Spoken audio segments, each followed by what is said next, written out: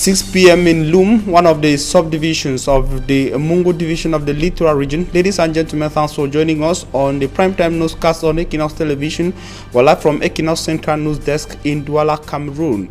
The increasing rate of drug consumption among young persons in Cameroon, especially students, is preoccupying to administrative officials. Drug consumption among school kids in the Mungo division of the Littoral region is said to be alarming.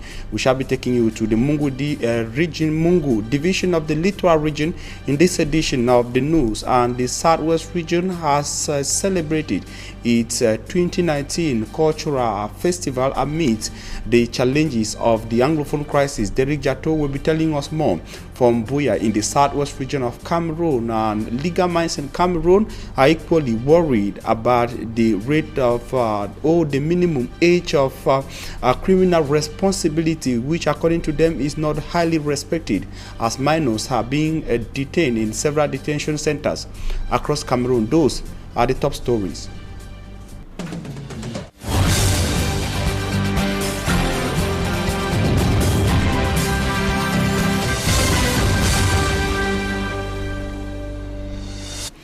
I am Fomi Armstrong Sanda from Douala, Cameroon, Cameroon's economic capital, and you are on to the primetime newscast on Equinox television from Equinox Central News Desk. The senior divisional officer for the Mungo of the Littoral region of Cameroon has called on the people of the locality to work in collaboration with security officials in order to identify the sources and dismantle the network that, according to him, is permitting the consumption of drugs by young persons in that part of the Littoral region, especially school kids. Yves Bertrand Noel ordered the road safety campaigners in the Mungo division to strengthen their work in order to track down those responsible for the sale of the contraband drugs. Innocent Aze takes us to the Mungo division. Fight against hard drug consumption in educational establishments in the Mungo division featured in the security meeting that held in Loum. Le département du Mungo, comme bien d'autres parties de notre pays. Yves Bertrand Noel, the Mungo prefect, instructs competent authorities to investigate the root source of these illicit drugs and have it dismantled for protection of students. Des mesures ont été prises. Improvements on health services were as well evaluated, with development being mass inscription of internally displaced persons in the public health programs. Chargé de la santé d'inscrire les populations déplacées dans les programmes de santé qui sont implémentés dans le ministère de la Santé. Needs to strengthen road safety for accident prevention was equally raised. On devait plutôt veiller. These participants expect road safety personnel to pay more attention on the state of vehicles and ensure respect of measures stipulated by the Ministry of Transport by drivers. Il a donné des instructions fermes pour dire prochainement si c'est la prévention routière du ministère du Transport, mais qui se limite juste à ce qu'ils doivent faire, qui ne vont pas au-delà. Traditional leaders and the civil society are expected to effectively collaborate with security authorities to fight for eradication of circulation of contraband drugs and ensure respect of road safety codes by drivers. The social affairs sector of the Cameroon Bar Association is worried of the situation of minors in Cameroon as far as criminal responsibility is concerned. They are, however, arming most of their members in their effort to fight against the non-respect of the minimum age of criminal responsibility and how to better protect minors in Cameroon. They say rights of children must equally be considered at every level and be well protected, which is not the case, unfortunately, in Cameroon as well as in most countries within the sub-Saharan Africa. Immaculate Fogwe tells us more in the following report. In a country where the rights of some children are not respected, as they are faced with issues such as early marriages, forced labor, discrimination and maltreatment, the Cameroon Bar Council, in collaboration with the United Nations Children's Fund (UNICEF), are putting in efforts to help enhance the capacity of lawyers to protect the rights of children. This workshop is organized by the Social Affairs Commission of the Cameroon Bar Association in partnership with UNICEF.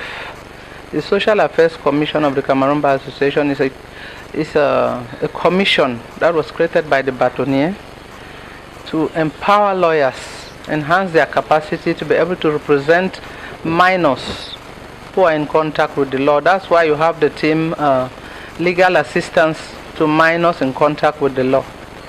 So the objective is just to enhance the capacity of lawyers so that we can be able to represent minors who are facing justice. In the midst of addressing some of the challenges faced by minors, some obstacles impede lawyers' efforts. Minors are, as you hear the names, they need special care. Sometimes you meet minors who have been locked up in the same cells with adults, which is against the law. Then sometimes their cases take unnecessarily long to come up because the problem of assessors, since the court has to be composed of the sitting magistrate and assessors, most often assessors are not available and they make the cases to take unnecessarily long. The holding of the seminar, according to participants, is meant to enhance a speedy and fair trial before judges.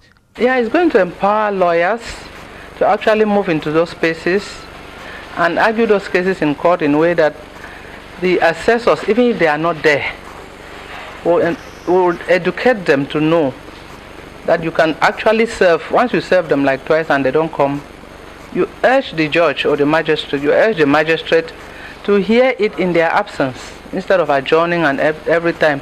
We believe after empowering them, there will be speedy trials of any minor who is facing justice. According to the United Nations Convention of Children's Rights are human rights, so they must be treated equally, not because they are future adults, but because they are human beings.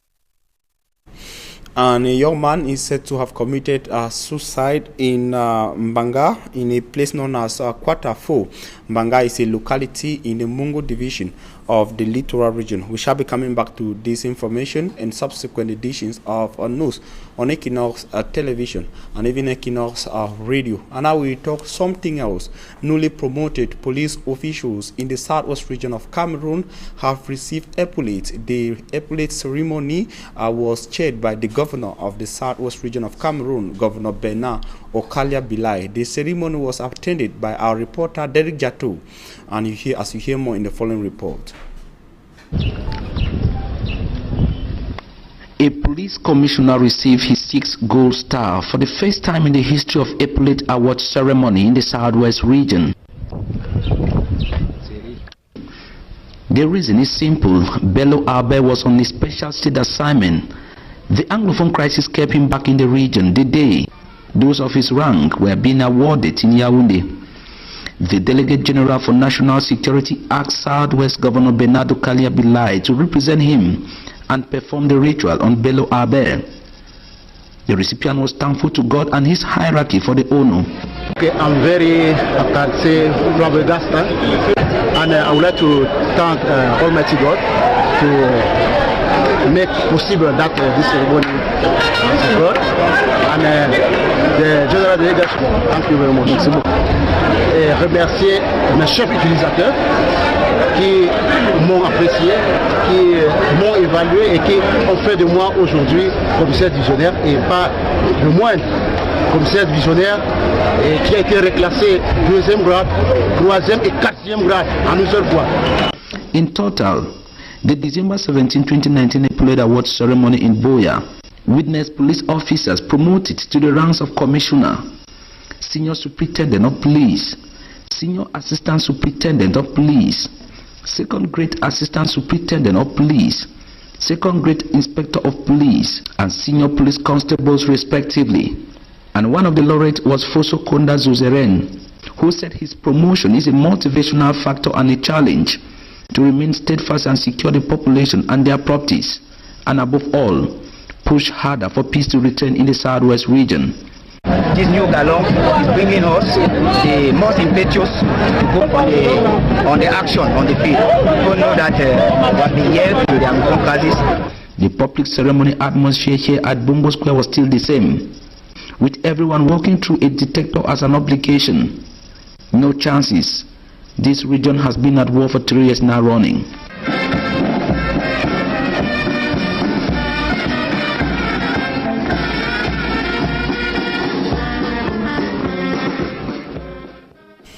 And even with the over 3 years Anglophone crisis in Cameroon and the Boko Haram challenges in the far north region of Cameroon, Cameroonians in the diaspora want to come back home and invest, but lack the necessary knowledge on the investment opportunities that present Cameroon.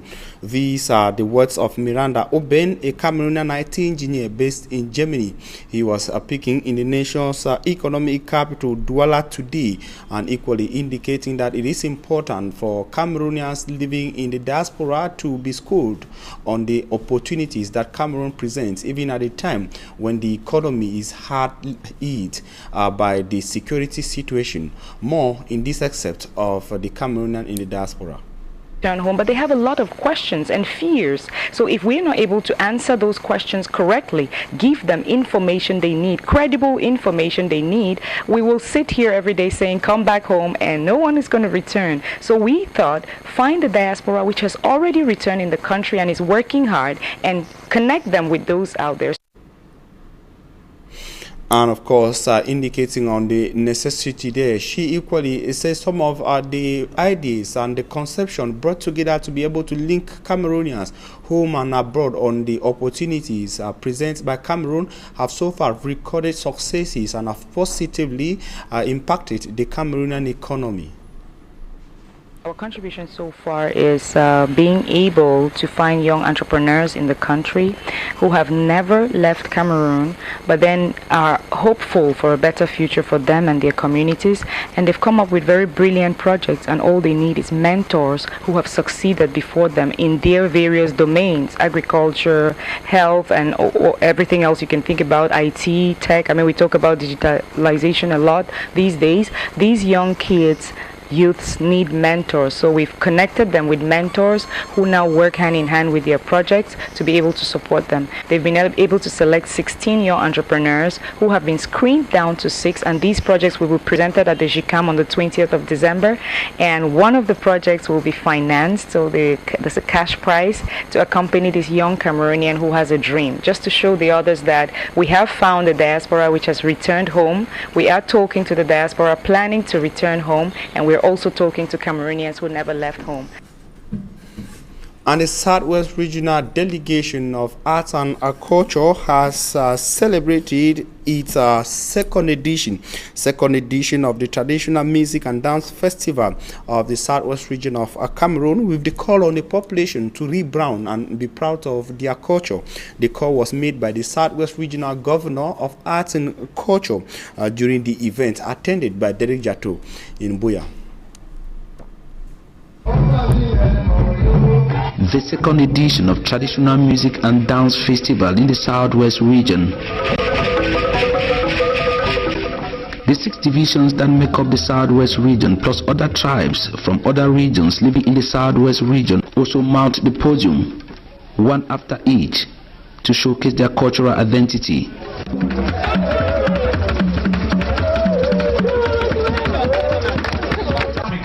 Ewan Grace, the Southwest Regional Delegate of Art and Culture, at the launch, said the people's way of life must be given the expected exposure. We need to give the brand that culture merits. The brand. I think we have not given the right brand to our culture. God has given us this rich and colorful culture. I want them to be proud, even if they don't have money, they give to others what others don't have. So that's why today, despite the difficulty, we had to put them on red carpet to tell them that without them, there's nothing. The festival also provided an opportunity for some artists to educate the public through their songs on the need to trace their roots and pass it on to the generation after them.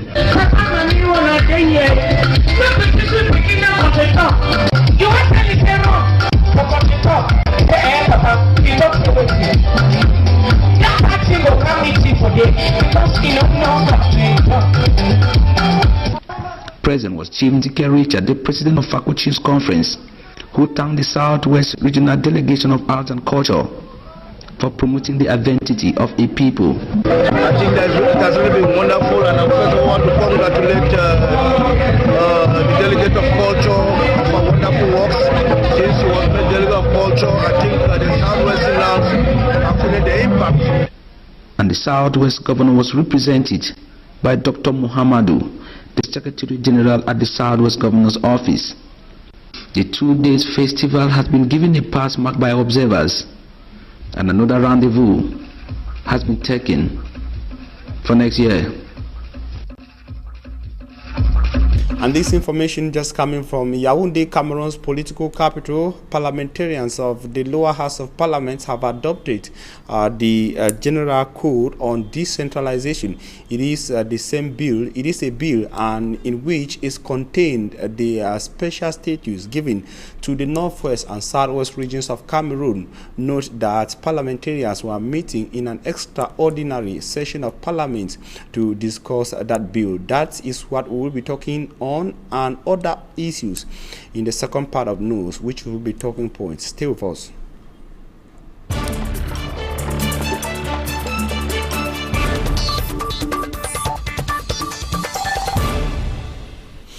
Thanks, ladies and gentlemen, for joining us on Talking Points. We are receiving Mr. Ade Anui. He is the Home Front's coordinator of the Federalist movement and equally an opinion leader in the Republic of Cameroon. Mr. Ade Anui, thanks for joining us. It is my pleasure being here this evening.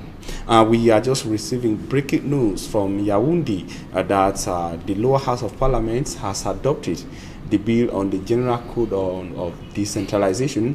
It is the same bill that has to do with the content of the special status for the northwest and southwest regions of Cameroon. Are you surprised? Are you surprised or shocked? It is not a surprise. We know all the bills that go through parliament from the government are always adopted. Whether they are popular bills, they are unpopular bills, they are always adopted since a certain party has the majority in parliament. So we know people were disgruntled with the content of the bill, but if it has been adopted, it is because there is a majority in parliament, and the voice of the majority is always supreme. Okay, many people said a lot of things about the bill. When you read through the bill, what were your impressions?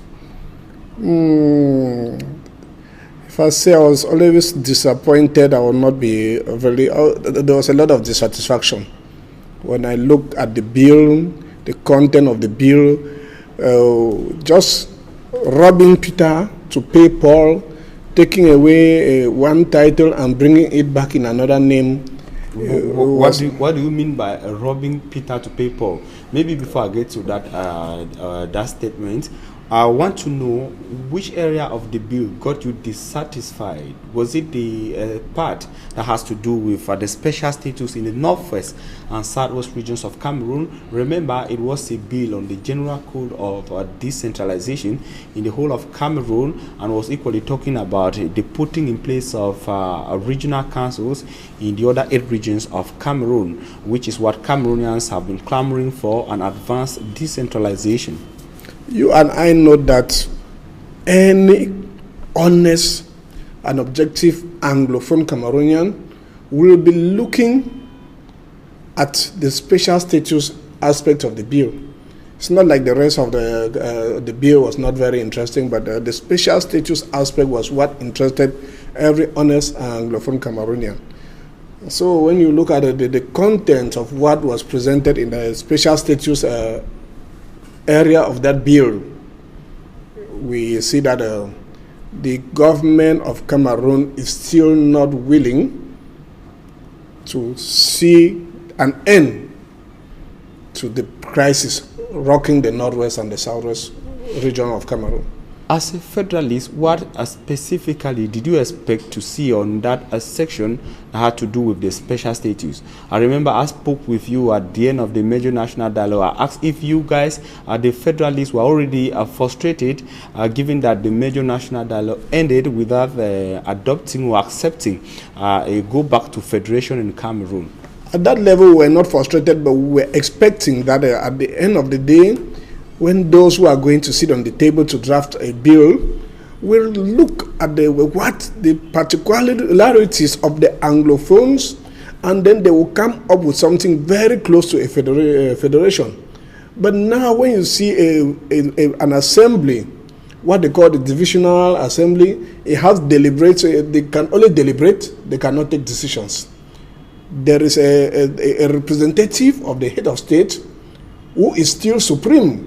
So that's just what I was saying, that they remove the post of a government delegate, and then they now bring in somebody whom they say will represent the head of state, who is supreme over the president of the divisional council. Yes, the House of Divisional Representatives. But just that the person will be elected and not appointed. If he is elected, then he is not giving his report to Yaoundé, but is replying to those who elected him. When we look at the bill extremely well, somebody who is appointed by the head of state. Yes, Mr. Adianu, because Cameroonians need to get it clear, is it the name special status that had the problem or the content? I'm talking to you as a federalist. You've spoken with me on many instances where you talk about federalism being a name, but what matters as the most important thing being the content. The content of the special status, has it not suit the agenda, or is it not up to the agenda and the expectations of the federalists? It is just below expectation. It is like putting new wine in old wine skin. It is below expectation. How can you actually put that forward for Cameroon? Okay, what do we mean by a federation? This is a system where the people elect their leaders who are answerable to them, and not to an individual somewhere.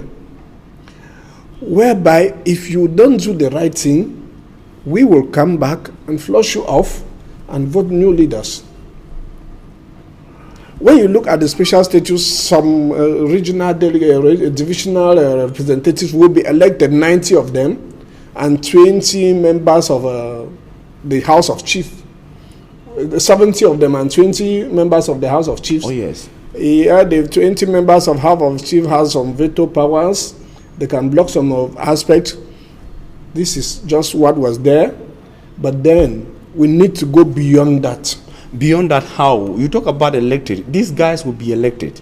The members, be there 70. We're not talking about the chiefs. We know the traditional rulers, how it takes to get to be a traditional ruler in Cameroon, or let me say in the northwest and the southwest regions of Cameroon. Now we're talking about the members of the House of Divisional Representatives who are going to be elected. And the federalists, they say no, it's not up to expectation. It's not up to expectation because the president of that chambers does not have signature power to execute maybe a budget.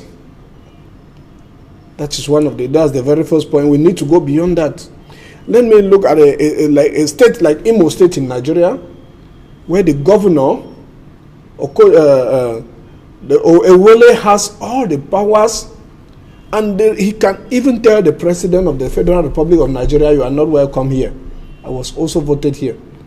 Those are the powers you expected to be given. Those are the powers we are expecting to be given. It means the structure in itself has no problem, but the power given to them is a problem. There is so much limitation of powers. And okay, now at the point where Cameroonians came out in most cases, as according to you, as speaking against these projects, I want to talk about this bill and that section that had to do with the special status. What did you expect parliamentarians to do? When I listened to Senator Mbela Mokichas and some senators a few weeks ago, just before the end of the previous session, for when they boycotted the bill on bilingualism, that is what Cameroonian parliamentarians should be doing. When the state want to force the wrong thing on us, we have to boycott them. And they boycotted, and it was adopted. Well, we know the system in which we are.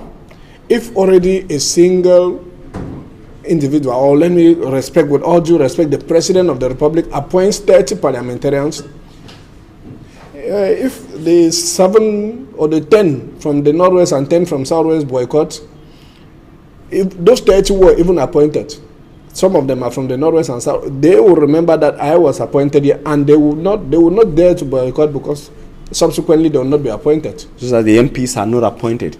But apart from boycotting, what else would they have done? We want to look about the boycott situation where Mela Mukila, you said, and some other elected officials. I heard Senator Henry Kemendeng of the SDF equally speaking against this. I heard somebody mention Senator Alfon Chafa, and equally as some of them. But now they boycotted, they moved out of it and say we are not going to be part of those who will adopt this bill, will vote for it. Despite that, it went further and it was adopted by members of parliament. Apart from that, what could be other strategies? Because Cameroonians were crying, and every messages was being channeled to members of parliament, saying that something must be done at this level. Let us not adopt or accept the wrong thing. I think the parliamentarians have many other options. They can write petitions. They can come down to the street and peacefully lead the people. They represent the people. They can come down to the streets and peacefully lead the people, and ask even for the senior divisional officers of the whatsoever division they want to march along the street to give police to guide for a peaceful protest. The voice of the people is the voice of God. So we don't have demigods on earth. So when the people are not satisfied, the people's representatives, who are the parliamentarians and the senators, they have to come back to the people with their report that this is what we are struggling to do. And now the only way to do it is to come down to the street, peacefully lead the people, so that they remind the one individual whom we all give our votes to, that we the people, this is what we want, and it should be done the way we want it to be done. That's what parliamentarians should do. Now, on to Cameroonians, especially Anglophones. At a time when everybody was calling on the government to provide meaningful solutions to the Anglophone crisis, President Paul Biya came up, convened a major national dialogue. It went through in Yaoundé, came out with resolutions, some that are still awaited as far as implementation is concerned. And now we're having a content of the special status defined already. There's still pressure from some Cameroonians and equally external pressure, saying that there is need for a dialogue. The government on its part is saying, no, we are on the right track. This is a show of our good faith and our intentions to solve the crisis. Now this is the bill that has been adopted already with the special status probably to go operational in these regions any moment from now. Do you think the crisis will end? If you call what happened in Boya between the 30th, in Yaoundé, excuse me, between the 30th of September and the 4th of October, a dialogue, I'm afraid we still need maybe another what. What happened was, let me be honest, it was a monologue. When I looked at those who sat in the hall there in Yaoundé and discussed, Anyu was discussing to Anyu. We need to honestly sit down in this country, release the leaders of those agitating in prison, and these are the people to dialogue with. If this is not done, we will keep on having a recurrence of what is happening in the Northwest and the Southwest. And as you just mentioned, the international community, the United States House of Representatives, and I think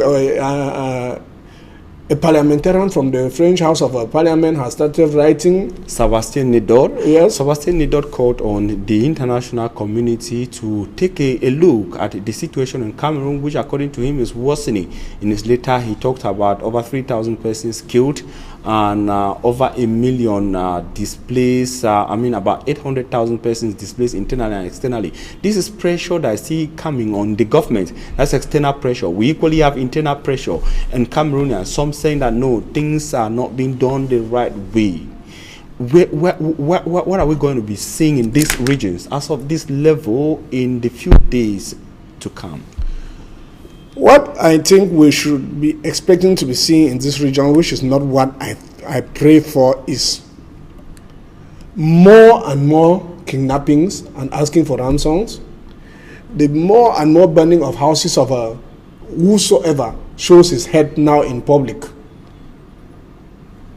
thinking of contesting for elections, and more and more violation of public order until the right thing is done. Which is? Like we just said a few minutes ago, we have seen American parliamentarians. It's now like you beat your wife constantly every evening, and you think that it is an internal affair. No, the neighbors will say you are disturbing our peace. We should come in to solve the problem between you and your wife. That's as simple as that. Yes, because I asked you that question before asking the second. Now, that what should be done? You talked about the release of those in prison and dialogue with them. If those in prison that you know, the names come out today and the government release them and dialogue with them, that is what is needed for the crisis to go. Those in prison, if they are released this moment and they go along the streets in Bamenda and Boya and say we should stop, my brother, this is going to end. Mr. Adeanu saying that means the problem, however, is not with the content of whatever is being produced or given to the people by the government of Cameroon. We are talking in terms of the special status or whatever the government has done so far as appeasing the people is concerned. Maybe the problem lies with those arrested and detained. Everything said and done, there is the idea of the right content not being put on the skeleton of the special status. That is a big problem. There is the idea of releasing the leaders. That's another major problem. There is the idea of sitting on a dialogue, on a negotiation table, because dialogue came and went without any success. The idea of sitting on a negotiation table with those leaders who have been released and try to tell each other in the eye, I am sorry, let's move forward. And we can come back to maybe if the word federation is too much hard, call it anything. But I think if we do this, we are going to come with a federated Cameroon where you and I will still have our place and enjoy this country. As I talk like this, I don't think I can drive my vehicle after Babaju into Bamenda. It's very difficult. That's how bad the situation is. Now we are fast to say government do this other portion, or part of the crisis, actor in the crisis should do this.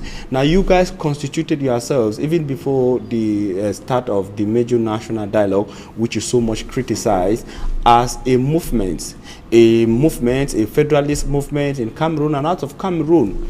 You guys have gone down. You've gone silent too. What have you been doing? No, the Cameroon federalist movement is not silent. We have been talking. Struggling to meet the leaders in Yaoundé and struggling to meet other opinion leaders. And when you hear recently somebody, I think I cannot recall the name very well, came out and said federation is because we have been talking and struggling to meet more and more. Maybe the federalist movement was a majority Anglophones. This time around, we are struggling to meet more, even Francophones, and bring them into the fold and make them know that federalism is going to benefit everybody in Cameroon. So the Cameroon federalist movement has not been sleeping. We have been working extremely hard. I think as I'm living here, I'm going into a conference this night where we have to meet more leaders, talk with them. I have been on journeys around the country, meeting more and more people, trying to convince them that we should tell our parliamentarians to struggle to make sure that federalism is the golden key that will resolve all the problems, political problems in Cameroon. I should not say all the problems because there are economic problems, there are health problems. And others, like we had the mayor of Yabasi on this said, he said the situation now in the Northwest and Southwest regions needs the intervention of the international community. He is not the only one who said so, but aside him saying Cameroon has gotten to a point where if neighbors realize that there is a problem in your house, or you're having consistent problems with your wife and you are unable to resolve it, they will be forced to come in, because at the same time it's disturbing their peace, indicating that the international community as of now is what is needed. You know, Cameroon is the breadbasket of Central African zone, of the CEMAC zone, is the key way to so many other countries, landlocked countries in the CEMAC zone, and the Central African, the Gulf of Guinea. So when there is a bit of disturbance in Cameroon, it doesn't disturb Cameroon alone. It disturbs so many other Central African countries. So right now, when you hear like the mayor of Yabasi that you are saying, say we need an international intervention, it's because I was in Yabasi a few weeks ago. My brother, the road was very, very disappointing. But I went there and I saw a bridge, which is very historic in this country. So all of these things is because the problem in the Northwest and Southwest has destabilized the economic of this country, and we need some other person to come in and help us if we cannot help ourselves. And that's, you agree now with him that there is need for the international community. Who then should ask these people to come in? Who then should be the ones to go and should take the responsibility to request the international community to intervene in a situation at a time when a structure like the U.S. Congress will come up with a letter recommending or pleading on the President of the Republic to embrace the Swiss-led mediation, and some members of government equally at the same time calling it the interference of the United States officials in the internal affairs of Cameroon. Do you know your true friend? The person who tells you that, my brother, you have a stinking mouth. What do you mean by that? Friends of Cameroon, like America, these are very honest people who have looked at Cameroon in the face and said, this is the problem. Let's solve it. Those who think that it is intervention in internal politics are being dishonest. Friends of Cameroon, like the US, the Swiss that have decided to mediate, those are true friends of Cameroon. And they are the ones telling Mr. Biya the truth. And the truth is, we must solve this problem for peace to return. We can continue with the guerrilla warfare there for the next 100 years. Nobody is going to win. Nobody. But the friends of Cameroon are speaking the truth. They have taken their time to study and to see that this is where the problem lies, and we should solve this problem at this level. One last thing is now they are at the level of speaking, requesting. When you want to listen to their tone, is we request, we suggest, we do this. Will it only end at this level, or is it necessary for them to only end at this level at a time when the authorities might not be receptive of whatever things they have to propose vis-a-vis the crisis? They call it internal. A resolution will definitely be passed by the United Nations, which will definitely, if we don't solve the problem, will definitely lead to a fact-finding for a mission, and after that, maybe a peacekeeping mission to the country. Thanks very much, Mr. Adeanu. It has been my pleasure coming here this evening. He is the home front coordinator of the Federalist Movement. We thank you, ladies and gentlemen, for staying with us. Wishing you a blessed stay in the company of programs on Equinox Television. Have a nice evening.